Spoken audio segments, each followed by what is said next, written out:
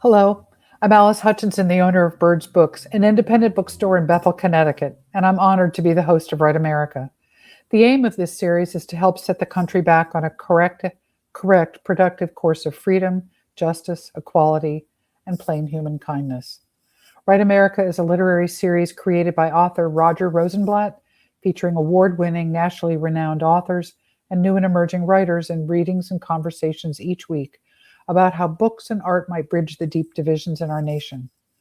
Write America celebrates the quiet power of art in our lives, the unifying power of the highest uses of language.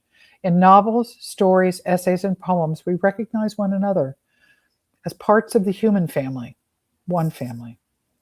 Roger Rosenblatt, the creator of Write America, put it this way: writing makes justice desirable, evil intelligible, grief endurable, and love possible. So, with that, I welcome you, and please join us every Monday evening at this time as many of the most beloved and distinguished writers in the country read from their works and talk to each other and with you in an effort to bring us together. If you missed last week's episode with Denisha Smith and David Nassau, we had to switch over to Zoom because the link was going, they just had a real problem technologically with Crowdcast. So we will post it very soon on our website, looking for a permanent location on YouTube.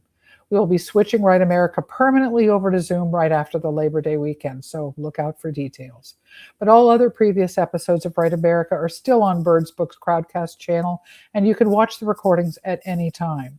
Tonight, Birds Books hosts Reading By and Conversations with Nicole Hebdon and Dan Barry.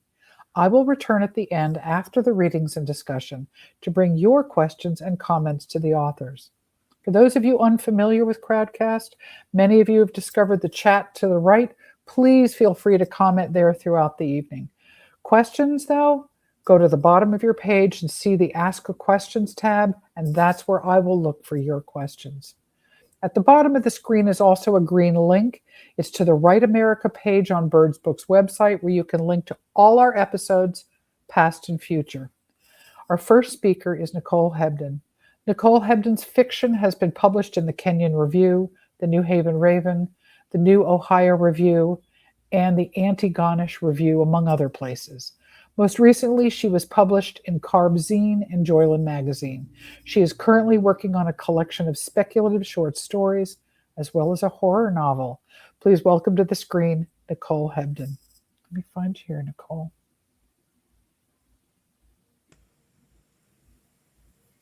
Thank you so much. So I'm going to be reading two things today. The first thing is a scene from a short story that was published earlier this year in Carve. And the second thing is a YA short story that was published a few years ago in Lunch Ticket. So I'm going to start with the scene, and this is from a story called Doll, Doll, Doll, which at this point in the story, it is about a woman named Morgan who has applied to a job that was listed as a personal assistant to a celebrity. But when she accepts the job, she realizes she's actually working for the celebrity's wife. And this woman is attempting to turn herself into a doll through both cosmetic surgeries and personal ritual.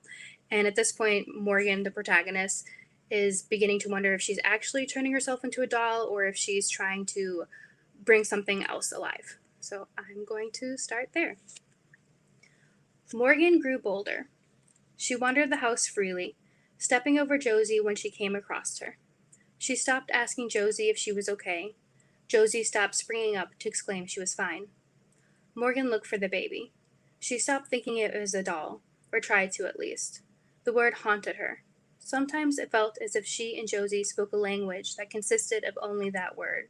Doll, doll, doll, doll, doll. She heard it in her sleep. Doll, doll, doll. After their sick surgery together, Morgan found the baby.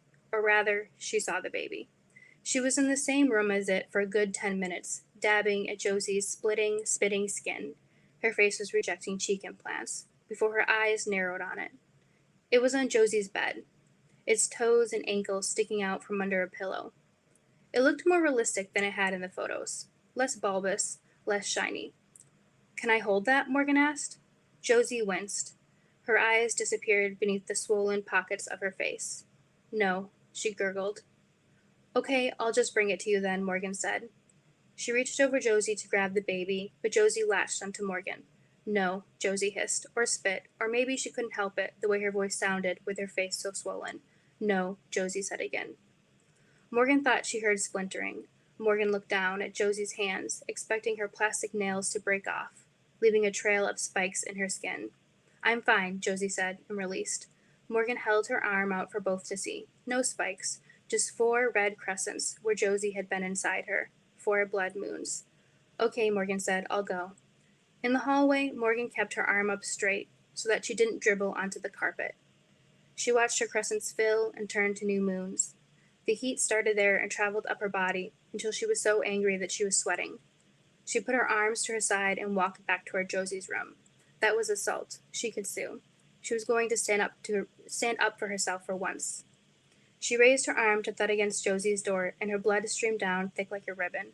But then she heard the crying. She stayed like that, her arm up, and listened.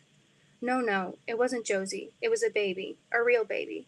The cry was fragmented, broken up by hiccups and gasps. It was too ugly of a cry to ever have been recorded by a toy company. It was the cry of someone desperately trying to get enough air. It was the cry of something coming to life. So I'm going to stop there. And now I'm going to read a short story that's called Addressing Why I Didn't Do My Homework and Other Things, which is a long title, I know. And this is a young adult story, and it was published in the young adult section of the literary magazine Lunch Ticket. But no one stopped me, so I watched all night. I watched her go from my size to model size to Skella Queen, which is, if you haven't guessed, short for Skeleton Queen. I'm talking about Remy Shepherd, the vlogger. She was anorexic. Was, because she died of bradycardia, which the internet says is a slow heart, a heart that can't get blood moving fast enough. Anyway, now I know why Remy's fingertips were blue when she gave webcam high fives, because she was losing circulation in her hands.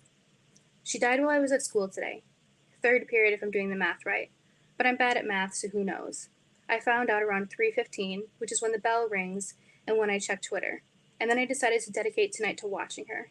She must have posted thousands of hours of makeup tutorials and clothing hauls and comic book reviews, but I couldn't pay attention to any of that.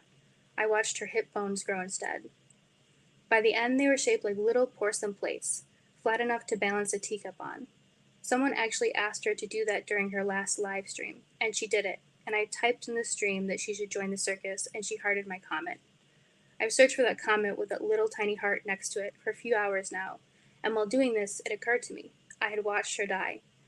Hours after she had hearted my comment, she died, and that means I was one of the last people to see her alive. 1 of 50,000 people, according to the view tracker.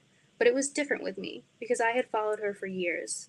I knew her in a way these other newcomers didn't, these stupid rubberneckers, who had just followed a link from a news article or gossip blog. She had hearted my comment. It might have been the last comment she hearted ever, and I loved her. I hearted every photo she posted for years. So why didn't I do my homework? Because I couldn't concentrate. This one time I went out for breakfast with my grandma. She ordered scrambled eggs, and I noticed there was this little black hair sticking out of the egg.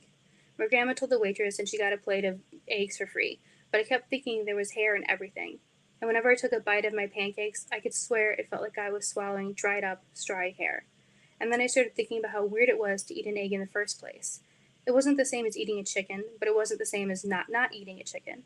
And then I thought maybe that hair had come from some other dead animal back in the kitchen, even though I knew it probably fell off the waitress's head, since she wasn't wearing a hat or anything, and how weird it was that an egg was wearing someone else's fur. I just couldn't stop thinking. And that's what my brain did when Remy died. I wanted to do my math homework, but Remy was only a year older than me, and she also lived somewhere in New York, so it's perfectly possible that she had the same textbook addiction and did the exact same math problem at some point. I started to think of everything like that. My brain was like a washing machine. My thoughts were moving in a circle, and then I was folding them like laundry, trying to make Remy small enough to put away. But I couldn't put her away. I was mourning, and I needed to mourn. That's healthy. Mr. Yana says it all the time in health class. So I let myself watch Remy all night. I made it a memorial service, and you wouldn't suspend someone for going to the grandma's wake, would you? But I am sorry for yelling at Mr. Wilder, and even if I hadn't been forced to write this apology letter, I would have apologized to him anyways, because he's a great math teacher and has given me extra credit assignments every time I failed a test. He deserves an apology. Mr. Wilder, I'm sorry I yelled at you, and you weren't even being that annoying, but I was so tired from being up all night, and you might have only said, "Where's your homework?" twice, but I heard it like a million times, and I just couldn't handle it. This is how great of a teacher Mr. Wilder is. Even after I yelled at him and told him to shut up in front of everyone, he only said, "Sam, you seem tired. Why don't you go to the nurse for a nap?" Pretty impressive. Most teachers would worry this move would compromise their authority, but not Mr. Wilder. So I'm sorry, Mr. Wilder. I'm sorry 1,000 times. And I know what you're thinking. I took a nap in the nurse's office. I'm having a hard time concentrating on this letter. I'm irritable, tired, disoriented, all signs of anorexia, right? I'm sure you've all Googled Remy and the Anorexia Med Now page, and have all concluded that Mr. Yana was right. She is a bad influence. But you're all wrong. And Mr. Yana, you're the most wrong, which is why I did what I did. And for those of you who don't know what I did, because I'm sure you're going to pass this around in Teacher's Lounge, you can gawk at how messed up us teenagers are, let me explain. The morning after my Remy Shepherd memorial service, I went into health class, and Mr. Yana is passing out this clickbait article about her. They don't even use her name, they only call her Skull Queen, and everyone is flipping through the pages, looking at her pictures, and making noises like they're barfing. And Mr. Yana just lets them. Despite his class being a health class, despite Mr. Yana knowing anorexia is a disease, he lets them make fun of her. Would he allow that if the article was about cancer? I don't think so. And then he goes on and on about how she was a bad influence and how she ruined countless lives, how she was basically a murderer, how she shouldn't have been allowed on the internet, how everyone who watched her must have been sick or stupid. And I say, she just died yesterday. This feels disrespectful. I raised my hand and everything. I was respectful. And he gives some answer about her being a public figure so people can say whatever they want about her. And I say, she's not a figurine. She's a teenage girl who died of a disease. And by now, Mr. Yana has guessed that I'm a fan, and he goes on about how unproductive teenage role models are, and how harmful internet culture is, and how dangerous the internet is. And I say, she wasn't trying to be a role model. She was just a teenager online, like everyone else in this room. She just happened to become famous. And then he said she only became famous because she was sick. He said she knew people were watching her, waiting to see how bad she'd get, waiting for her to die. She knew she got more views as a sick person. She knew she got more money as a sick person. She knew she didn't have to be interesting or smart as long as she kept getting sicker. And I lost it. I stood up and I threw my textbook at him. And yeah, that was wrong, but I missed. And even if I had hit him, it's the tiniest textbook ever, like less than 150 pages. He would have been fine. So no, I won't apologize to Mr. Yana. Because if he had said those things about any other disease, you'd all be on my side. So I'm not sorry, Mr. Yana. But I am sorry. I'm mostly sorry that no one stopped her. Not the hearts, not the comments, not the 50,000 people online, not her parents, not her friends, not my math teacher, not my health teacher, not her math teacher or her health teacher, and not me. I'm sorry I dipped my fingers in blue ink so they looked like yours. I'm sorry I told you your hips were beautiful. I'm sorry I skipped lunch for a whole week last December. I'm sorry I hearted your photos, Remy. I'm sorry I couldn't have given you a real heart that moved fast enough, and I'm sorry I couldn't fold you small enough. I'm sorry I didn't stop watching you. I'm sorry I kept watching. I'm sorry that the smaller you got, the bigger your audience became. I'm sorry you think it had to be that way. But I wasn't watching for that, I promise. I wanted to watch you get better. I wanted it so badly. Because you would have been just as beautiful and just as funny and just as smart. And I was so sure that one day I'd log in and you'd be my size again. And then I could prove I was one of your biggest fans by not clicking away and by watching you anyway. I'm sorry no one stopped you. And that is all I have today. Thank you. Thank you so much, Nicole. Our next speaker is Dan Barry.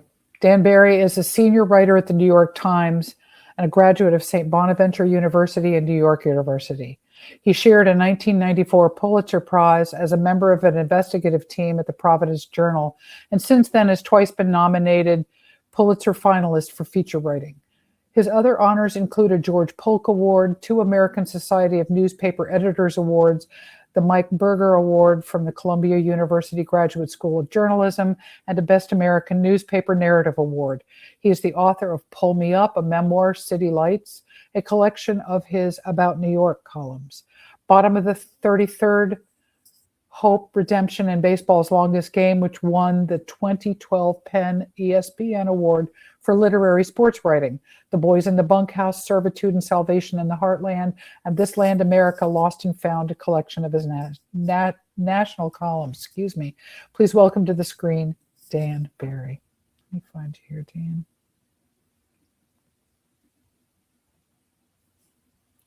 Thank you, Alice. And that was lovely, Nicole. Thank you.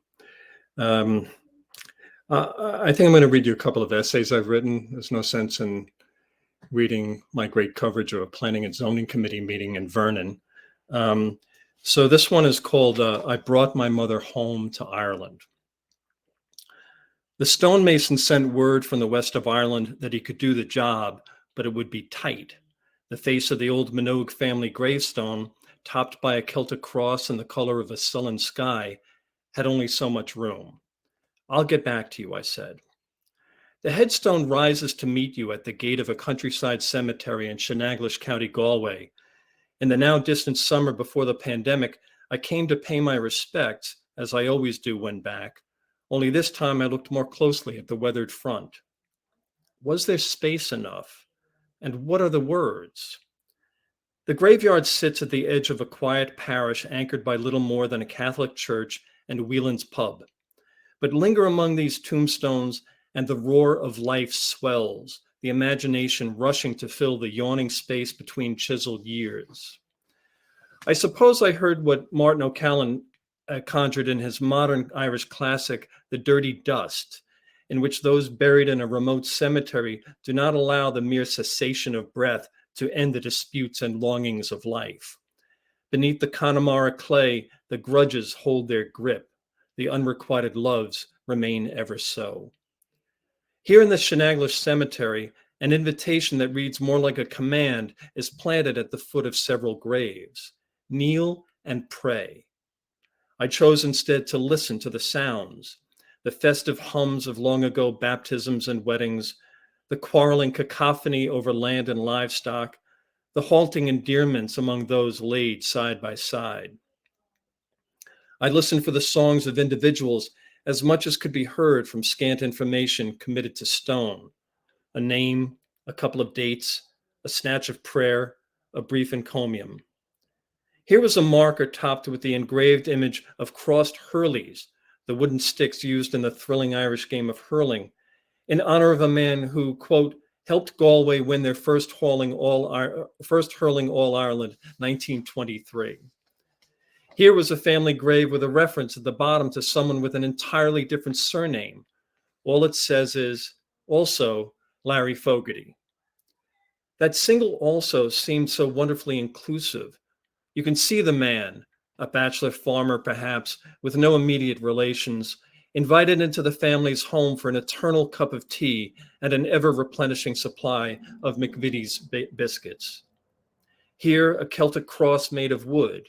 Here, graves bearing last names not traditionally Irish, those of Brazilians who came years ago to work in meat processing plants in the nearby large town of Gort.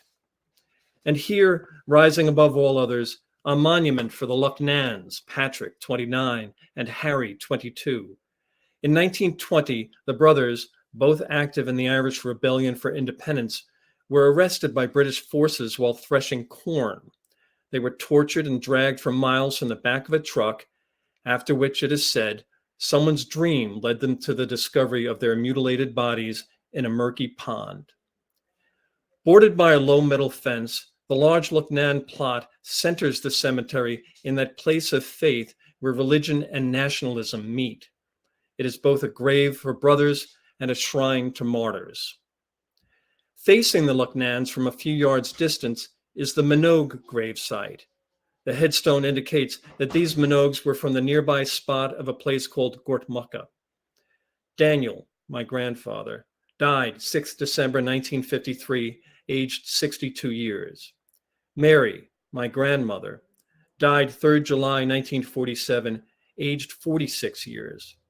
Mary, my aunt and godmother, died 1 May 1960, aged 26 years, USA. Matthew Joe, my uncle, died 30 May 2010, aged 68 years. Nothing is shared beyond the data of death.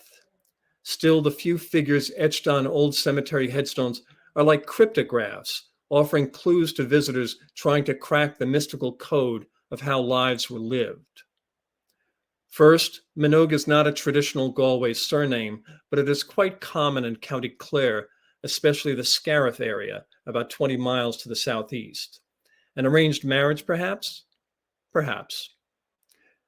The reference to Gortmucka indicates that the Minogues lived on a modest farm with no electricity or plumbing. The ages of the parents signal that they endured Ireland's fight for independence and subsequent civil war. For a while, it is said, Daniel, my grandfather, was on the run from the British. And a quick calculation adds up to profound loss. The daughter, Mary, was 13 when the mother died. The son, Joe, was 5, and only 12 when the father died. Both left Gortmucka. Mary emigrated to the States and died young of cancer. The family never again heard from her American husband. Coming of age in the midst of a stagnant Irish economy, Joe joined so many others in seeking manual labor in England. After decades in construction, he retired to Longford, his wife's native county, where he is buried. Another daughter, my Aunt Chrissy, is with her husband, Sonny Nestor, in a plot a few steps away. My cousins keep the grave well tended. But the Minogues of Gortmucka had a fourth child, Nora.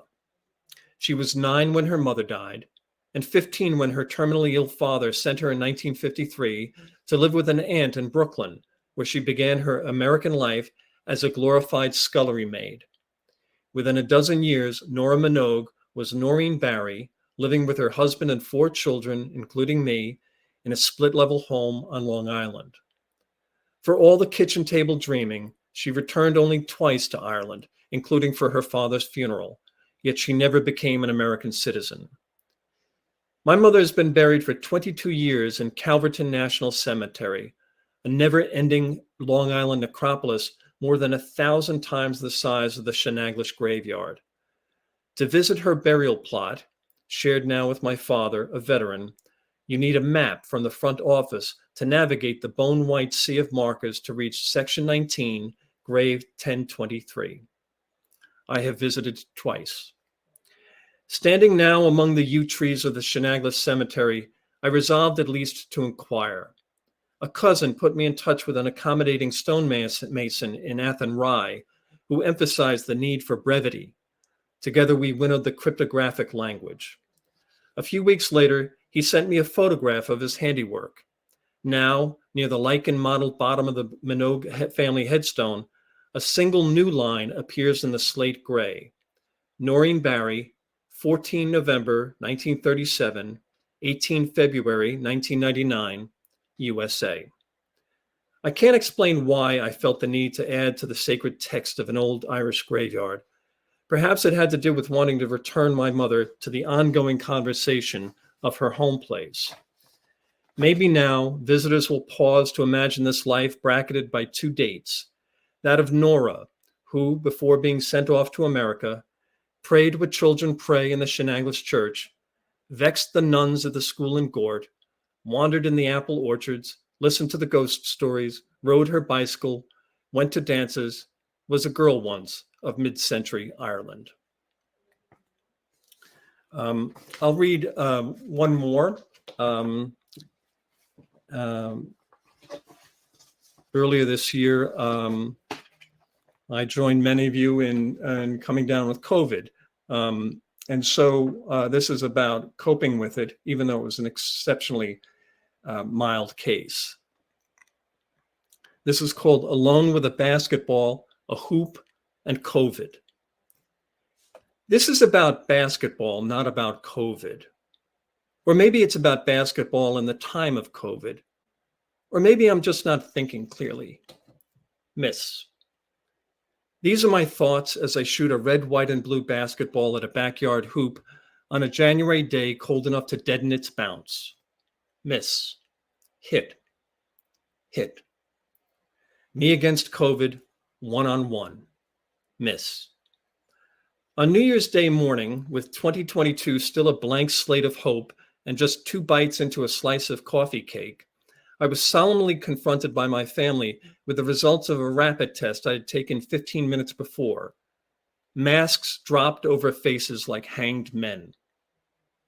Within another 15 minutes, I was being rushed out the door, suitcase hastily packed with enough clothes to last through spring.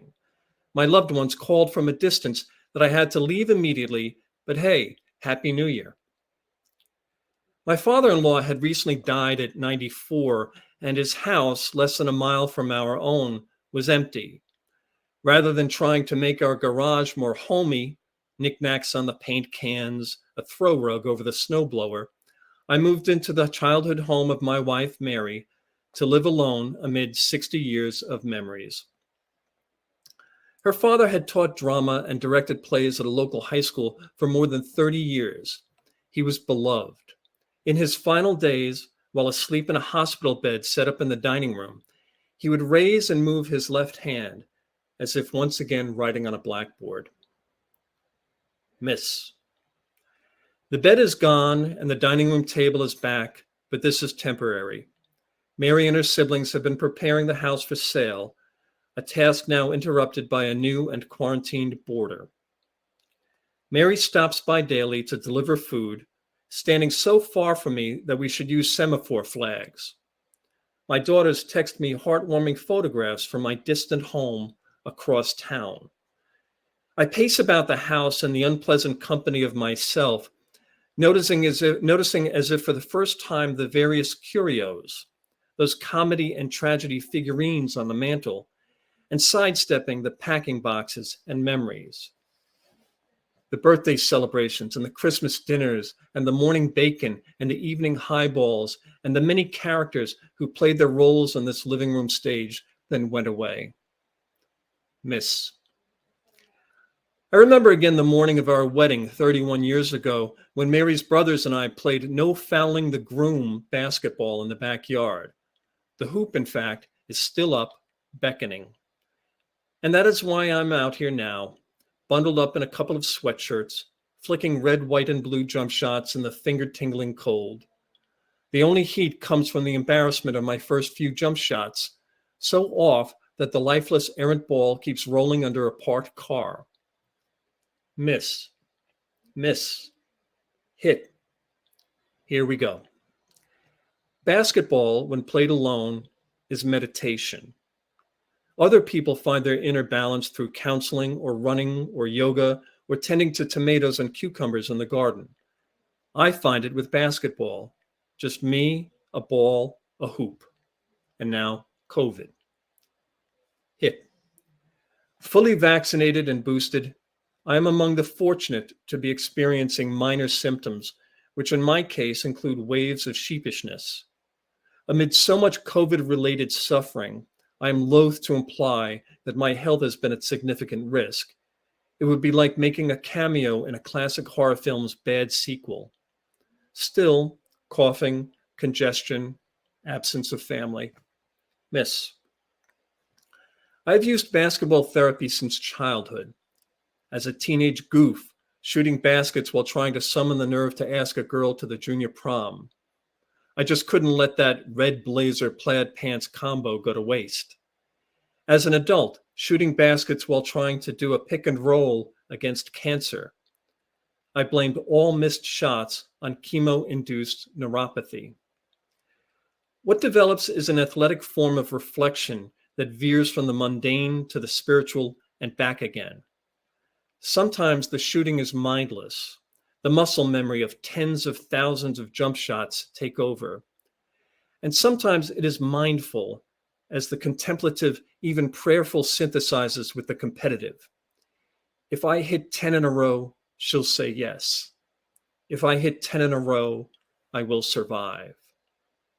Now, as I shoot the ball, my hands numb with the cold, my nose beginning to run, I feel the awesome weight of this tragic comic moment, a weight beyond the minor travails of some mope who's isolated from his family for a few days.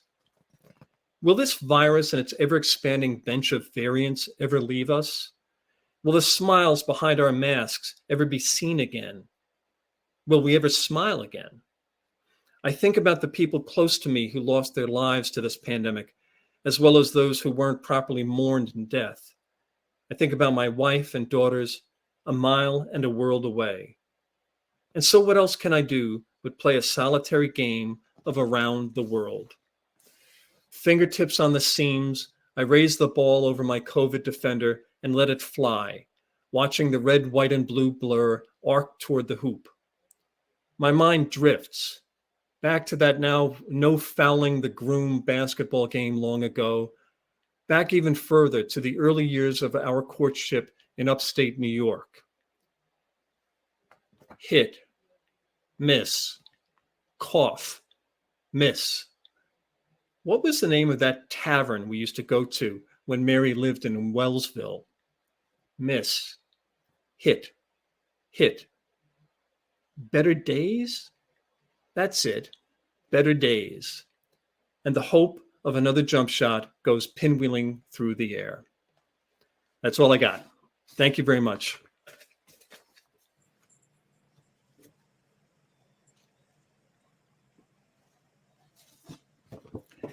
Okay, Nicole, now we're supposed to have some kind of awkward conversation. So, why don't I ask you questions, because I got nothing. So first of all, you're a little below Buffalo, right? You're in the Southern Tier area. Yes, I like to tell people I live in the middle of nowhere. Yeah. In the middle of nowhere. Well, I'm familiar with that middle of nowhere. I've been there. There's a town called Nowhere. So why don't you tell us a little bit about how you became interested in horror fiction or fantasy fiction? What drew you to those subjects? So this is a recent thing. I didn't used to write that at all through undergrad. Well, actually, undergrad, I was a journalism major. And then in graduate school, I wrote contemporary, what some would call literary fiction. And during 2020, I wrote a story that was undeniably horror, and I just had a lot of fun with it. And then I had kind of a stockpile of old stories that I had written and that they didn't quite work. And I went back and reread them. And if I just added a supernatural element here or there, they really opened up and they suddenly worked. And I've had a lot of luck placing those ones in publications when in the past everyone rejected them. And looking back, I feel really dumb because when I was in workshops and writing groups in the past, people would refer to my writing as horror writing, and I would almost get offended because that wasn't what I was intending to write. And I think people were just pointing out that my writing was a little on the darker side. And then when I embraced that, I have so much more fun writing, and I feel like I don't have to force myself to do it, which in the past I went through spurts where I had to force myself to sit down and write for a certain amount of time. It's so much more fun and so much easier now, and I should just listen to everyone for years instead of being so defiant about it. Well, you said that you're I guess trafficking in the darker side now in your writing, right? And have you ever thought whether this was prompted by a horrible pandemic? I think it probably was because it was 2020 when I started writing these stories. That wasn't intentional, but yes, I think it probably was. And I've heard that from a lot of people, actually. A lot of people that have suddenly started writing like genre fiction, they started doing it during 2020. And in my case, at least, I think it was because I wasn't teaching any classes at the time and I wasn't taking any classes. And my writing group stopped meeting because of the pandemic.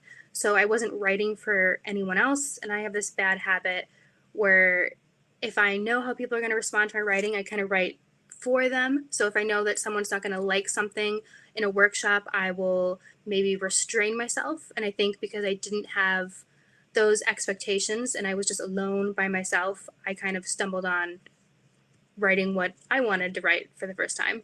Mm-hmm. And you made the wise career choice not to pursue journalism. Is that what you said? You studied journalism in undergrad?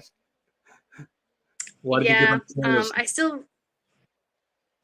I still do articles every once in a while, but it just wasn't for me.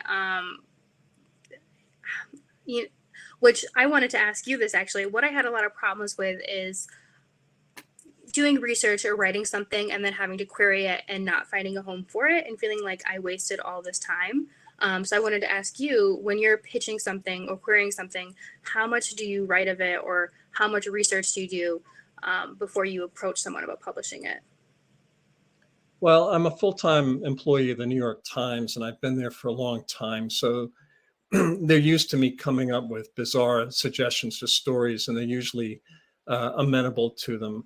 But before I approach an editor with a story, say about, I did a story recently about how every Major League Baseball is covered with a particular mud from the Delaware River.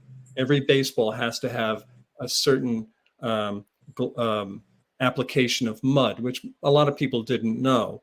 But before I went to the editor and said, I'd like to do this incredibly important world-shattering story, I did a lot of research. I read everything that had been written about it, and I did write a baseball book a dozen years ago, and so I knew a little bit about it. It's called the Lena Blackburn's Mud. So that's just one example of first knowing enough, doing enough research rather, to convince an editor that it's worth not only my time, her time, but the time of the New York Times. So that's how I do it. I don't write the story before proposing it. Though in years past, I did plenty of writing on spec before I joined the New York Times, plenty, and a lot of those wound up in the dustbin. Yeah, so I think that's what stopped me from getting into it, is having things rejected and then feeling like I did all this research. I'm like, now what do I do with this? Turn it into fiction. Throw a zombie in there. Yeah, which I have started doing recently. Yes. So, what is your writing? What is your writing discipline? Do you have discipline? Do you like say, all right, 9 to noon, I write every day? That's almost exactly what I do, actually. Yeah, in the mornings I have more free time, so I write in the mornings. And if I'm like really going, sometimes I'll continue writing tonight. But after like noon, my brain turns off. I don't know about you. What is your writing routine? That's assuming my brain's ever on. But do you have a job? Do you have I am actually currently on maternity leave, so right now, no. Oh, okay. That's good. That's good. It's having a full-time job and then trying to write a book. I'm trying to write a book now, and to your point earlier, I'm doing months and months of research to see if it'll have the gravity to support a proposal to then write and submit to various publishers. And so that's all on spec. And I find having a full-time job and a family, it's very difficult, but that's why I asked that question. I'm interested in people's discipline because I lack it. So. Yeah, I agree with that. When I am working, I don't know why, but if I work a full day, I get home, anything I write is just garbage. It's just really dry, and just, I have to rewrite it so many times that it's almost worth it to not write on those days and to just wait until the weekend. I'm trying to fix that habit, but haven't got there yet. Well, let's get back to your dark side. Does it have anything to do with living in the Southern Tier when it can be pretty brutal in the winter? It might be. I don't know. A lot of our writing has to do with the woods and rural settings and animals and kind of the life cycle of animals, because I grew up on a farm. So I think it's more so about that, which I never really considered dark or shocking. But when I started like writing stories about, like butchering animals or animals dying or burying animals on a farm, people were shocked by that. And I realized that most people don't grow up on a farm. So I think it started with that and stemmed out from there. What did your family raise?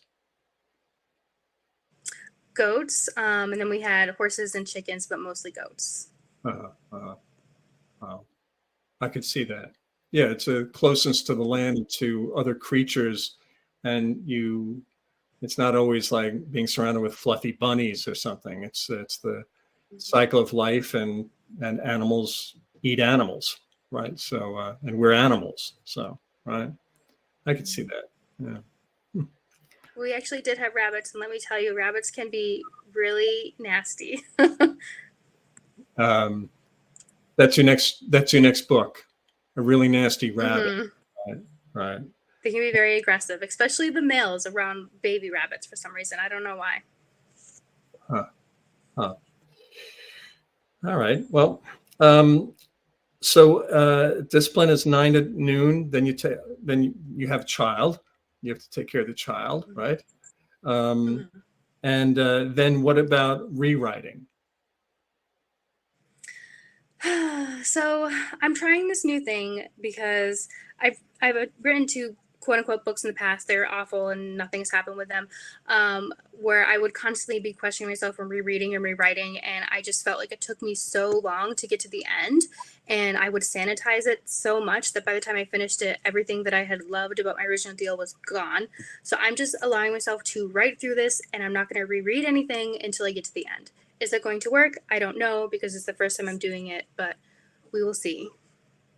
So wait, you write the whole piece, whether it's a novel or a short piece of or a piece of a short story rather, and then after you're done, you go over it again. Is that what you're saying, or you don't? Um, Typically I am constantly like rewriting as I'm writing it. Like I'll write a scene on Monday, and then Tuesday I'll reread that scene and rewrite it, and also write a new scene. And Wednesday I'll rewrite both of them. But this time, just because I am learning how to manage my time in a different way, because I am a mom now, I'm just letting myself just kind of word vomit this, and then I'm going to go back and rewrite it after it's all done, which is new for me, and it's giving me anxiety because I feel like I have less control. I know there's continuity issues, but I'm just rolling with it. I'm going to see what happens. Mm-hmm, mm-hmm. And you said that there's you've discovered that there's a market for horror, fantasy, sci-fi stuff now, right? That you hadn't tapped into before because you weren't writing in that genre, right? Why do you think Mm-hmm. that's so? Why do you think there's such a market for it now? Well, I think it was always there. It's just I hadn't read a lot of that work, and it wasn't work that I had been given to read in classes. So when I started seeking out genre literary magazines, there's so many of them, and a lot of them are very active, and they're very patient and kind with their authors. And I think they've always been there. It's just I didn't realize it because it's not something I had read in the past. Well, here's the thing. Jimmy Breslin once said this. He's a famous journalist back in the day. Do they pay? Yes, actually, I've noticed that genre magazines pay really well and better than what you would maybe call like a literary magazine in some cases. There's some of them that pay like 8 to 12 cents a word. They're very like selective, and I haven't been published by any of those ones yet, but they pay really well, and they publish very often. Like a lot of these magazines publish stories like once a day. So I always have something new to read because they're constantly publishing. So you're saying that the higher level genre magazines will pay a dime a word or something like that, or 12 cents a word? Mm-hmm. Mm-hmm. Mm-hmm. So you have to write a lot of words to make it worth your while, though, right?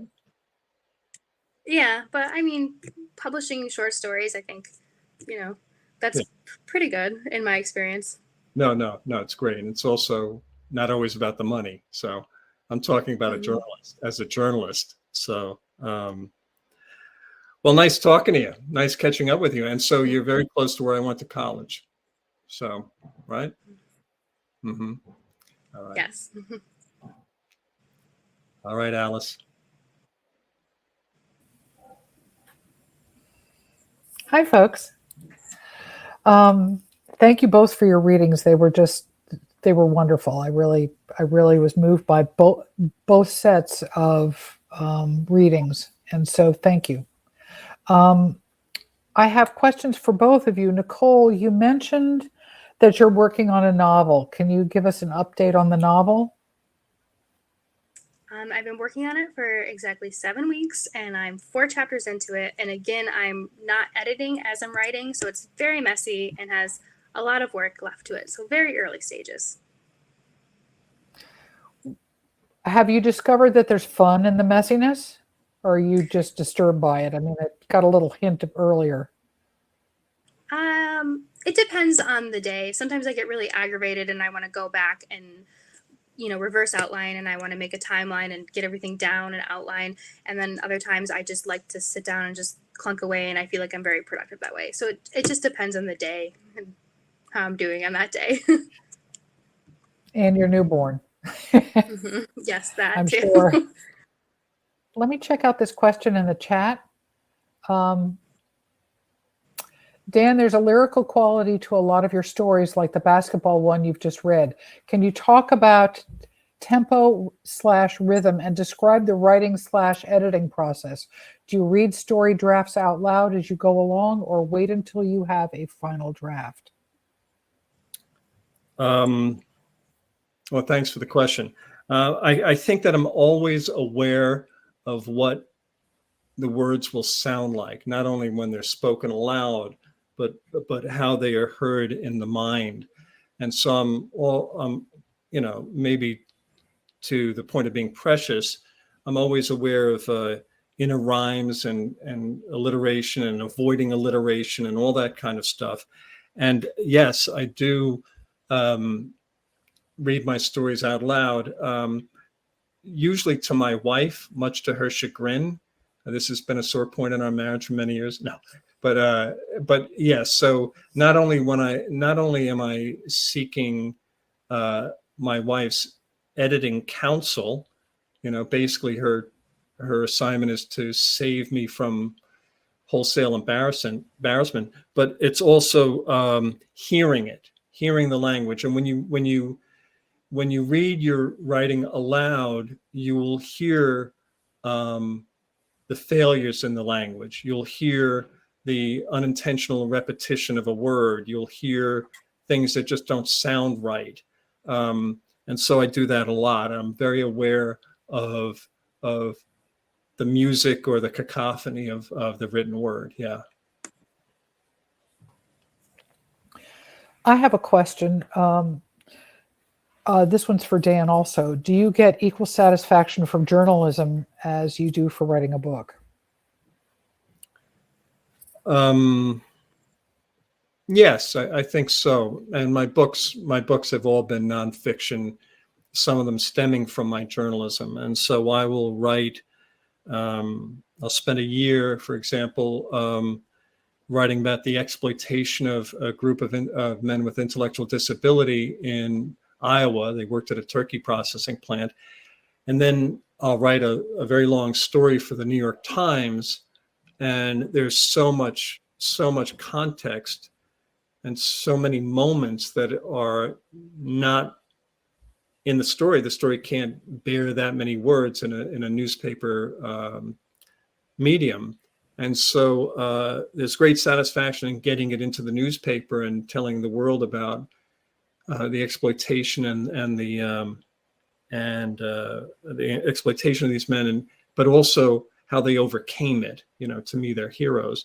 So there's satisfaction in that, and then there's satisfaction similarly in going back and retelling the story and allowing the moments to breathe more, and going down little rabbit holes of where I am in my reporting. Some small place in Texas that many people have never heard of, and pausing the narrative to say, okay, here we are in Goldthwaite, Texas, and describing it. So there's great satisfaction.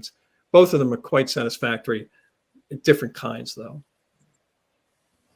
You mentioned you were working on a book. Any details you want to share with us? Who me? I'm trying to revisit the Democratic National Convention of 1924, which was held at Madison Square Garden, the old Madison Square Garden when it was on Madison Square. And it is the most notorious political convention in American history. It went to 103 ballots. And one of the reasons was that the Democrats were tied up in knots over the Ku Klux Klan. The Ku Klux Klan were in ascendance in this period in the early to mid 1920s. They were quite powerful. There were elected officials around the country who were proud of their KKK credentials. And so I'm going back and looking at that, and of course, seeing the similarities between, say, 1924 and 2024. It may never be realized, but that's what I'm doing. I'm going down those many, many rabbit holes of 1924. I think I had a relative at that convention. Oh, really? Yeah, from West Virginia. So Uh-oh. that's another. Yeah. Let's not Well, explore that. I'll let you know if when I look it up, I'll let you know if it was a for real thing or whether I got the year wrong. Nicole, what can you tell us about the substance of the work, the novel that you're working on? I mean, have you fleshed out your story yet? Or are you just kind of, you mentioned just letting it flow this time without picking at it all the time?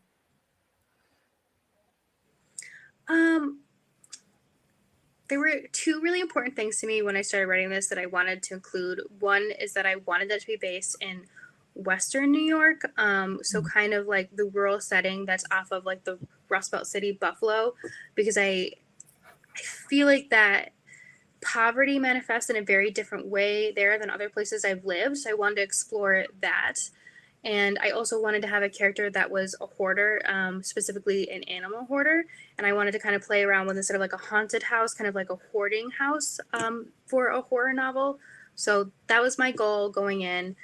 And as far as like plotting it, I have like probably 25% of it plotted, and then I have no idea what's going to happen, but I trust that I'll fall into it. Now, do you work in a writing group in any way? I mean, do you gather? I mean, some people work with a group of people that review each other's work and give suggestions and so forth. Is there any of that you're using at this point? Or are you there yet? Actually, yes, I joined. Oh, yes, I joined a writers group earlier this year in January. I'm sorry, I don't know the woman's name off the top of my head, but she on Twitter blind matches people based on what you're interested in writing and the genres you're writing. And I actually think my writers group is here tonight, but I won't call them out in case they don't want their name. But yes, I am working with the writers group, and they're great, and I love them. That's great.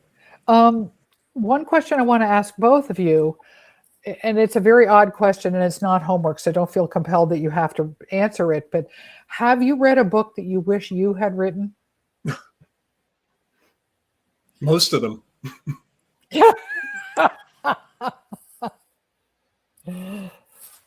All right, final answer. I've been I'll reading. say specific. Go ahead. Go ahead. Go ahead, Sorry. Nicole. I'll say specifically North American Lake Monsters by Nathan Ballengard, which is a collection of short stories. And I actually bought it because I thought it was nonfiction about North American lake monsters, which is a special interest of mine. And I'm so glad it wasn't, because I loved every single story in that collection. And I reread the one called Sun Bleached probably monthly. So if you guys haven't read that, I know it's available for free to read online. Just search Sun Bleached Nathan Ballengard. It is well worth your time. Good to know. I would say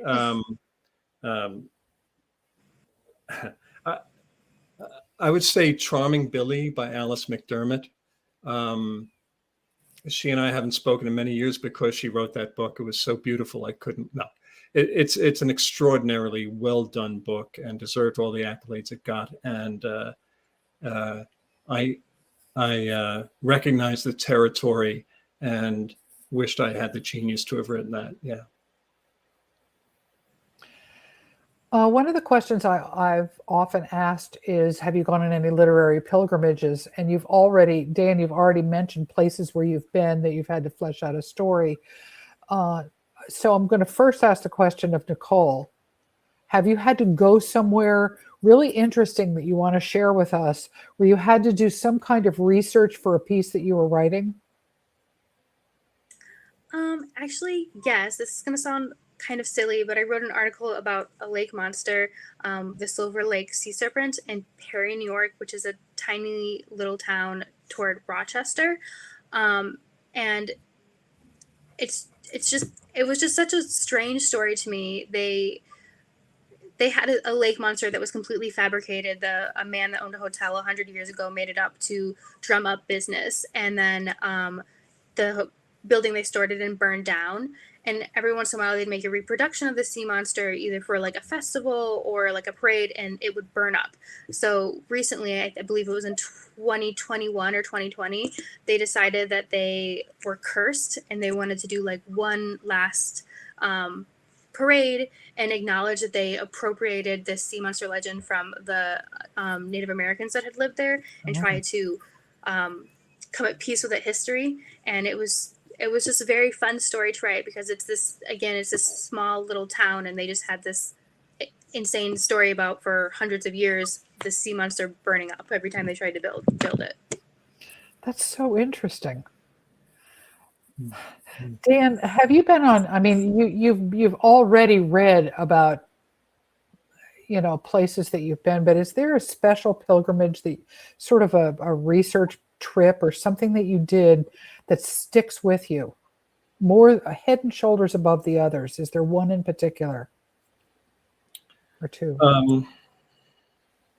When I wrote Boys in the Bunkhouse, which is about those men with intellectual disability, I spent a lot of time in Iowa and Texas, but mostly in Iowa, where these men had lived, and where they were exploited, and they were not allowed to exercise their rights as granted by the Constitution and the Americans with Disabilities Act. They were basically held captive. So going back to Iowa and spending time with them, now that they had been liberated effectively and were reclaiming their lives in Waterloo, Iowa, has left a mark on me. It was wonderful to see these men endure and overcome what they had been dealt with, what they had to deal with. Well, I have another question, and this is also, completely voluntary. Do you have writing kryptonite? Is there something that just stops it dead in its tracks? And no? Writing kryptonite? Writing kryptonite. What do you avoid? Yeah, and so that, oftentimes that's referred to as writer's block sometimes. And for a journalist, writer's block really comes down to the fact that you are trying to write around a fact that you haven't bothered to check out. There's something you don't know, and rather pick up the telephone and find the answer, or go somewhere and find the answer, you spend a lot of time writing around what you don't know until hours or days or weeks later you say, I got to pick up the phone, or I got to go to Goldthwaite, Texas. What about you, Nicole? Is there something that just kind of... Yes. For some reason, I have a hard time writing in social media. For example, if characters are texting back and forth, the first couple times I'll write those scenes, they'll be really lifeless. I'll have to write them several times before it is believable. But writing like Facebook messages, writing Instagram messages, writing tweets in a work of fiction, I just have a really hard time making those believable and also interesting. Well, I have a bookstore, and so I'm going to ask the question of what are you reading now, because I need to know, and I'm sure everybody else would like to hear. What have you got on your bedside table that you're reading these days? Nicole?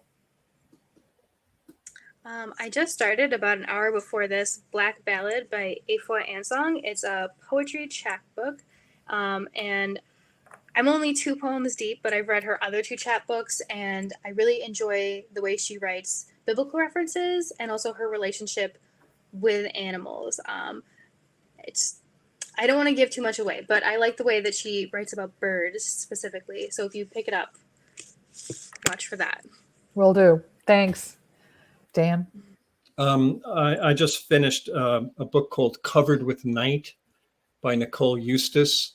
It wasn't reviewed, as I recall, by either the New York Times or the Washington Post, and yet it wound up winning the Pulitzer Prize for either history or nonfiction.